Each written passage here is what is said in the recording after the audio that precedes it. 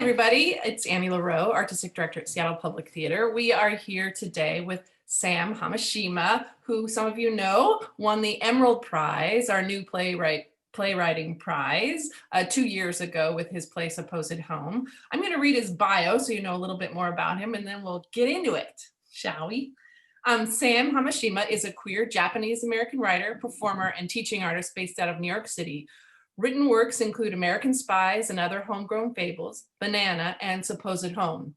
Sam's work has been produced and or developed by John F. Kennedy Center for the Performing Arts, National Queer Theater, the Hub Theater, and Seattle Public Theater, among others.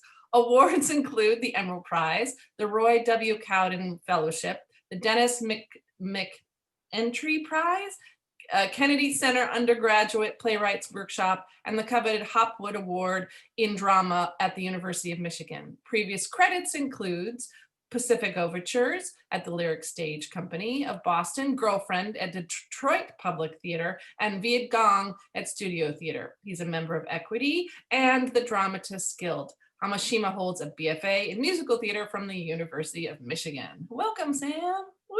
Thank you. Woo! So for our patrons who don't know you, tell us a little bit about you, like how you got into theater and what you're up to. And Yeah, sure. So hi, I'm Sam. Sam I am. And in my bio, I'm a writer and a performer.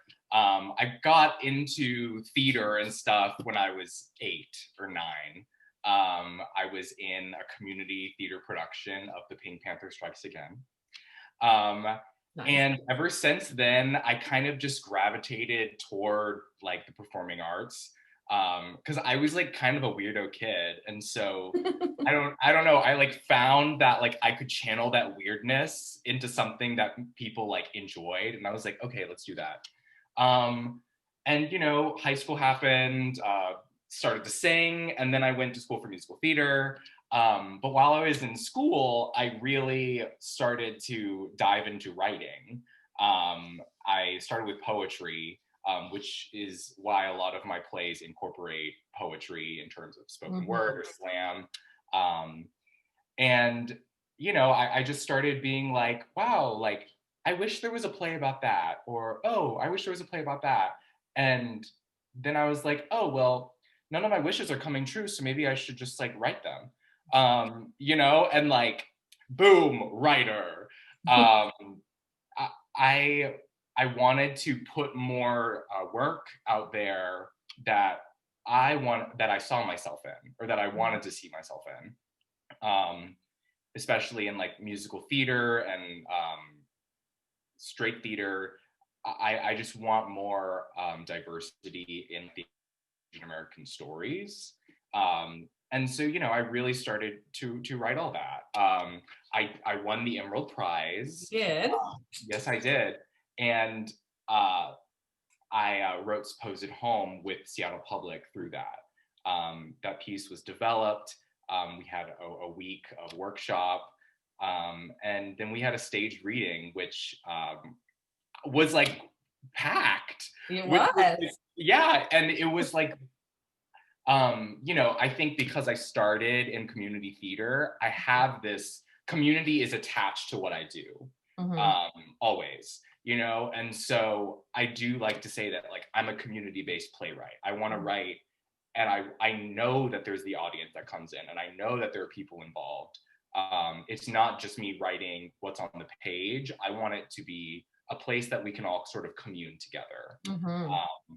And that's really like what I'm doing, and what I am striving to do is to kind of use theater not as like the end, but the means to an end, if that makes sense. Yeah.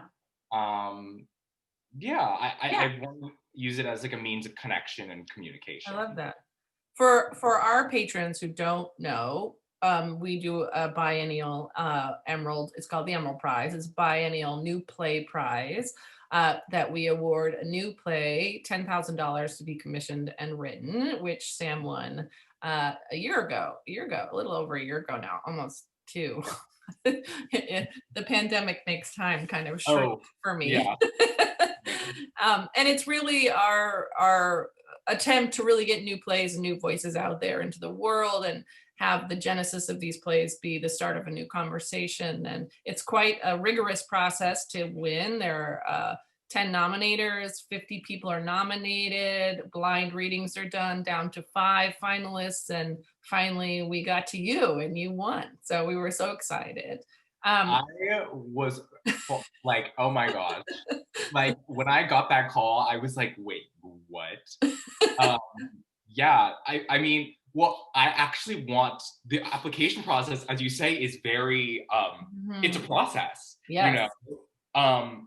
And what I loved is that you really made sure I like came into that week with like a script that I knew, with an idea, Right. and a show that like I was passionate about. And that's, I think, like the application process in itself is part of the Emerald Prize. I feel like, Mhm. Mhm. you are getting to write a new show, Right, because you start with just a synopsis in the first, nomination process, and then when you get to a finalist, you actually have to write a scene, and actually start to. So I think the hope is that it stair steps you into something that is workshop, ready, so that when you come here and we get actors together in a room and spend 3 or 4 days together working on it, that you've got something to dive into, which you did. Mhm. Tell us, for those who didn't get to see it Yeah. 2 summers ago, what Supposed Home was about, or is still about. Yes. Well, Supposed Home follows a girl. She's about 8 years old, 8 to 10, through her experience during the Japanese American internment, 1942 to 1946. A lot of it is pulled from my own family history, and it's synthesized with poetry and sort of my own thoughts and my own feelings about Japanese American internment. So it is sort of about this um, intergenerational trauma and this lasting effect that this event had on the community. Um, and so it's told from the eyes of Shio, who is this like 8-year-old girl. What I'm exploring here is, what happened to the kids in the Mhm. camps. And I think, that also resonates with something that's happening right now in our America, which is a big reason I'm writing what I'm writing. Mhm. But so it's looking at, for Shio, the fence was like this huge thing she could never get past, right? And it marks this huge boundary in her life.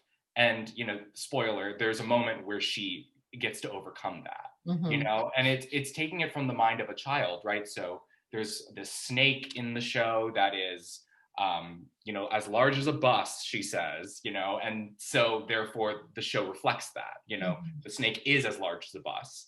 It also incorporates Japanese anime in it. So it has magical spirits and it has a talking cactus. You know, I really like to go. I go in. I want you. I take you by the hand and I go. Let's go believe some stuff that can't happen, right? Right. But I think that's the effect that I want, right?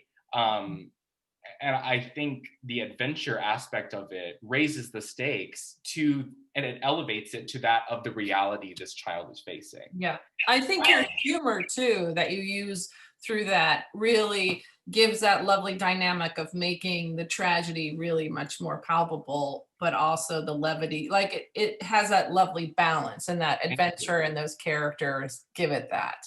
Yeah. Thanks. I mean, I think joy is like such an important part of a tragedy, or Mhm. any theatrical experience. No one. My grandparents who lived through this were joyful people. Mhm. The people I knew who have passed now, but Mhm. who lived this were joyful people. And Mhm. so I wanted to bring that in there. You Mhm. know, People, when they're going through something, when the atmosphere like that is dark, are still trying to laugh, are still trying to, smile to each other. I mean, you can even look at the context we're in now. The atmosphere is dark, just like in the shows I create, but you're still seeing glimpses of joy, Mhm. right? Mhm. Um, Mhm. yeah, no, Supposed Home is also sort of an homage to my interview process with my grandmother Mhm. and my grandfather. There's this. sort of mark of the research the research adventure, Mhm. honestly, where you are using a tripod, a camera, and you are interviewing these people who have gone through this. And I wanted to put that in this script. So you see a lot of different generations of Japanese Americans grappling with this moment in history. Um, In and really different ways too, which I was really, really taken with, you know? Yeah. I mean, each generation is different. Yeah. And, each generation has that diversity of opinion and thought. A big, thing that we talked about in the show is reparations. Mhm. And, what happened to the checks that were sent to the Japanese Americans, to the check that was sent to my family. Did they cash it or did they not? I'm not going to give that one away. Yeah. um, and also, like there are ideals that come from the Japanese American experience there. There's Mhm. gaman, which is to just continue moving forward, right? Weather the storm. And then there's shikata ganai, which means what's done is done, move on, right? And those two words have very different meanings to each generation. Um, Mm. and Steven Sumida, who was in the show with us, it was basically like sparring with me in the room Yeah. about these ideals, Yeah. which was an experience that I'll never forget. As Yeah. like a fourth generation, it's not right for us to kind of have our own opinions about these things. It's a very respect your elders mentality, right? Right. And you saw me and Steven kind of breaking that sort of expectation, which I think is a big part of this show of Yeah. like the generational protocols, I listen because I'm fourth generation is not always right. Like you listen, but you also have to talk, right? And you can't just listen and have it be a meaningful conversation. Everyone has different opinions, right? Mhm. So just for Stephen Sumida, he Mhm. was the head of Asian American Studies Yes. at UW. Yes. And he and his partner are so they're masters of the history, like Yes, you they know know it quite yeah. well. And so we had some incredible talks, and I was surprised at how much I could keep up sometimes. Like sometimes I was like, wow, I just kind of like talked a lot of history, and I had no idea that I had all this information Just there. saved in my brain. Mhm. But I've been researching this stuff since I was 13, Right. so it is there. No, I love the fact that he was in there with you because it made that workshop so much richer and the Yeah, conversation so much more lively and uh, more multidimensional. And because that's what you were writing the difference between, your generation and his generation, or, yeah, so it was good to have that sort of live relationship in the room as you were writing it, you know. yeah, And the workshop, for those that didn't know, we would work for like, sometimes 5 or 6 hours, and then you would go away and write for a couple days and come back. And, yeah, it sort of worked that way over a period of a week. And then we had that reading. Um, yeah, Tell me a little bit. I know because I was with you so much during that time, what it meant to be here in Seattle for the first yeah, time. And because you were setting it here, you were setting supposed home, at least, in this general vicinity. Um, yeah. and then, or a little in down, you were actually, it was set in California, wasn't it? But anyway, you had your history is here. Your Mhm. grandparents' history is here. So Yeah. what was that like? Well, yeah, I mean, it was my first time on the West Coast. And like, as somebody who has studied, what my family went through on the West Coast and, Mhm. how did I end up in North Carolina? It was significant to Right. get there for me as a person, for my identity, and honestly for me as a writer. Like I've reached this next it's like in Pokemon, like there's like three stages to a Pokemon, and like I was at the first stage and now I'm at the second stage. Um, Yeah. because I have a different opinion about the West Coast. Like I always thought I would go and it would be sort of this like miraculous, like key in the lock situation, Mhm. but it wasn't. It was it wasn't confusing, it added depth, I think. There's this new depth I have of about what it means to go back to a place that your relatives were kicked out of. Mm-hmm. It's not my place, right? I'm an Right. East Coast Japanese American. Um, Going to the West Coast and seeing how much that history is in conversation with the landscape and in conversation with the communities was um, really, really breathtaking. I mean, you had like the Wing Luke Museum. We got to go to the Panama Hotel that I had only read about in books, you know, and you in Seattle Public Theater really provided me that enrichment. Mm-hmm. So thank you. Of course. But you know, having those opportunities to be there, right, was profound. I Mm-hmm. mean, you know, I haven't gone back to the West Coast since, right? I'm And a so little stuck. yeah, oh yeah, we're a little stuck now, but you know, I believe that that trip and you know the workshop itself was really integral to my creative development. That's awesome. Yeah. That's awesome. So, talk to me what you might tell a young artist coming up the ranks. Like, what would your advice be from your Yeah. experience? Oh my gosh. Well, so I'm an early career playwright as well, right? I'm I'm in my mid 20s. I Mm-hmm. don't know if I should say the number or not, because some people don't take me seriously if I tell them the real number, and some Yeah. people, you know, I'm 24, Mm-hmm. um, and I have a lot to learn, right? But I've learned a few things.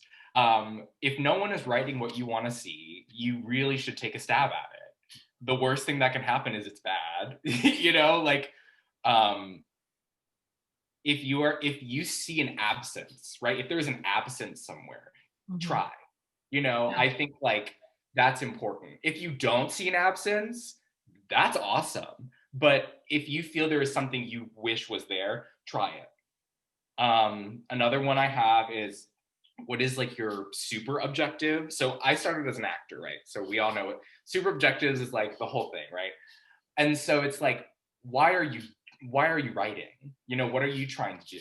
For me, a big part of what I do is, do you remember in the workshop when we had kids in the audience? Uh-huh. Yeah, a big part of what I want to do as a writer is bring children into the history Mm-hmm. and for them from an early age to sort of know. Because I didn't know until I was 13 when my like grandmother accidentally told me. You know, so like I want this to be not something we have to keep secret anymore, right? That's a super objective of mine. Mm-hmm. And so we had those kids in the audience, and they were getting this adventure tale while the parents were getting sort of this like really specific and complex, you know, story. But having them both experiencing that at the same time is a super objective of mine, right? Absolutely. Because it allows them to have a conversation together. You know, Yes, yes. yeah, it provides a connection point. Yeah. Like there's this part in Supposed Home where Shio has to light up a cave, right? And you know she doesn't have a clutch or anything, and you know through some events she gets some sake, which she drinks, and she starts to glow, right? And that's supposed to be sort of like a take back. You know, we're gonna like reclaim this like Asian glow. Mm-hmm. Oh, you're frozen. Hopefully you're going to come back. Are you there? Hello, Sam. Come back. Oh no. Oh, you there? Here you are. You're back. Are you back? Yeah, yeah, I'm back. We lost Sorry. you. That's okay. So you were just saying I lost you at Asian glow. So you were taking back Asian glow. Yeah, and it was sort of like reclaiming it because like I've made fun of it before and stuff. And so I was like, no, I'm gonna make that a superpower, and it's gonna be this like moment in the show, right? And so it was really cool to see kids like freak out about it at the workshop, and also the parents like laugh as well. You know, so like, what do you see as theater as like a means to, right? Mm-hmm. Um, Also like shoot for the moon, you know, like reach out, reach out, reach out, reach out. Like I asked David Henry Huang for an interview sophomore year of college. I like Googled, like I don't know how I found his assistant's email, but I found it. And I was like, hey, I read this 10-minute play or this like 30-minute play of his. I want to know more about it. Can I schedule an interview? And she was like, yes, and so like that conversation I had with him over the phone was like, it was like someone in my field like cares, it was like, wow.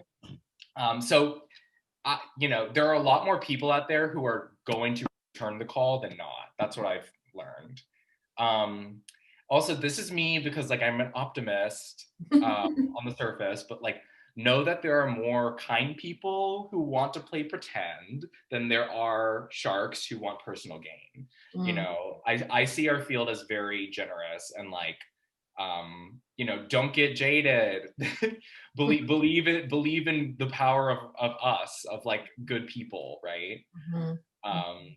Yeah. I love that. I love that. Yeah. I love, especially during this time, to stay so optimistic and remember that what we do is important, and the power of art in general. Yeah. And not just for the economic driver of our country, which it is, but for what it brings to our souls, and what it brings to our lives, and that the people ultimately who want to do it, most of them are really, their hearts are in the right places. Yeah. And also, like, totally gonna be honest, have I been thriving in the pandemic as a writer? Absolutely not. Yeah. Like, let's all be real here. Like, I am not trying to say how incredible this moment. I have so much time to write. It is I have nothing, like, that's not like, we're in a global pandemic, and sometimes you can't write and you can't thrive, so as though I'm optimistic, like I'm very realistic. Like I started therapy 4 weeks ago. It's like, let's all get some therapy right now. I think to your point about, if you don't see yourself out there, go and write, if you don't be afraid to try to write, because I think what people forget in our business is that we're ultimately storytellers, which is what writers are. So sometimes as an actor or an artist in the theatrical world, you have a leg up because you know what it means to create a scene. You know what it means to have an objective or an intention. You know what it means to have an obstacle. All those things that exist on stage have to exist on the page, or it doesn't work. So it's such a powerful, like, it's a powerful transference of skills, that people sometimes say, oh, I'm just quote unquote an actor, or yeah. And it's just like, actually you have more skills than a lot of people in a lot of different fields. Let's talk structure.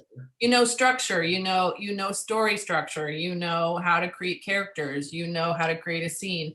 And then even outside of that world, just public speaking in general, is something that you can do. You can get up in front of hundreds of people and say something and speak and not crumble. And so that there are a lot of skills inherent, not only for us, those of us that are in the field, but kids who should be learning some of these skills, regardless if they end up on the stage or not, in the sort of world of education. Anyway, a little tangent, but it kind of flared for me when you spoke.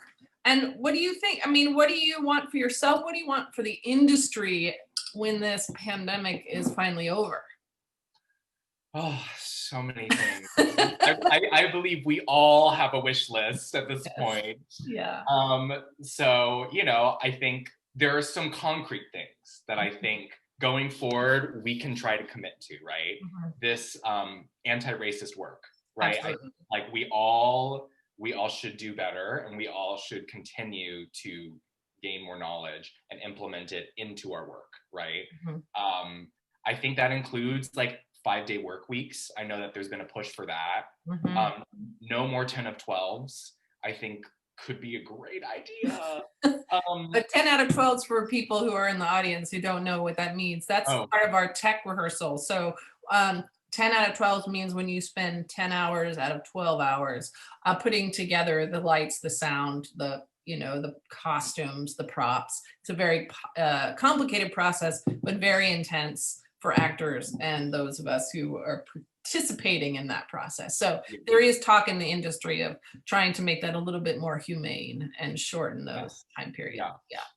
And then obviously, I want to strengthen our relationships with the communities we serve, right? Right. You know, like I think the pandemic has honestly offered us an incredible moment to be like, okay, what is theater supposed to be? Or like, what is our role? You know, are we here to give people entertainment? Sure. Are we here to help our communities overcome things? Yes. You know, it's like, I think a theater can be like, sometimes I feel like theater is only using 80% of its brain or you know, something like that, where it's like, there are other things we can do, like town halls and panels, and things like that for like local artists in our communities. I think we also have to help people work through COVID. Like, I know that sounds silly. Like, I don't know if it's silly, but it's like not everyone, not everyone wants to see a COVID play. You know, like I'm waiting for that the mask at the public or something. You know what I mean? But like, perhaps someone needs to see a COVID play. You Right. know, like part of why we go to the theater, I think, is for that catharsis we get and that community solidarity, right? Like we all want to be part of something like that. And so maybe somebody needs that theatrical experience to know that they're not alone, you know? Or take, you know, take elements out of the pandemic, like isolation, what that means, you know, restricting to a small space or a family core, or you know, moving through the world with a new set of fears. You know, like there are a lot of themes that could be pulled out without everyone wearing masks, you know, because Exactly. I think we're all will walk away from this with a new understanding of what that freedom of movement, freedom of work, freedom of all those things means, because they were so quickly taken away, you Yeah. know, Yeah. things that we thought were not possibly ever going to go away. Mhm. That did. Yeah. I'm also going to see more theater. Like I think I'm gonna just invest more financially in theater. Mhm. Um, because you know, I think like, let's see, before everything broke down, everything shut down, the last show I saw was One and Two Mhm. at, oh God, I'm gonna forget the theater name. One and Two in New York City. It was off Broadway. And I had about a month after that before the city closed. I should have gone to see like five other things. You Mhm. know, like I'm thinking now that I'm like, oh, this is the community I want to invest in. Oh, this is the stuff that I want to put my money towards. Like I need to like put my money where my mouth is, honestly, and like invest more in, you know, other theaters and like in theaters that I like look to, right? Um yeah, I don't know. You know what I mean? Like Senate races like come up every what, like 4 years? I don't know. Yeah. Like I want to invest my money. I see that power now, I Yeah. guess. Yeah. Um, yeah, I think also it's like I just can't wait to get in the room with more people and like Mhm. create more. Yeah. Um, yeah, Yeah. Be with our community. yeah, yeah. Well, it's been so great talking to you and seeing you, Sam. Thank Thank you. you for joining us. I hope we can have you back here in Seattle sometime soon. Me too. Can I tell everybody if they want to like contact me? Absolutely. So my email is just my name, samhamashima@gmail.com. I also have a website, which is samhamashima.com. And then I have an Instagram, which is silly, but it's Shy Godzilla, SHY Godzilla. Nice. Yeah, yeah. So reach out to me, Yeah. and please support Seattle Public Theater. They're so great. Thank you so much. Yeah, I'll talk to you later.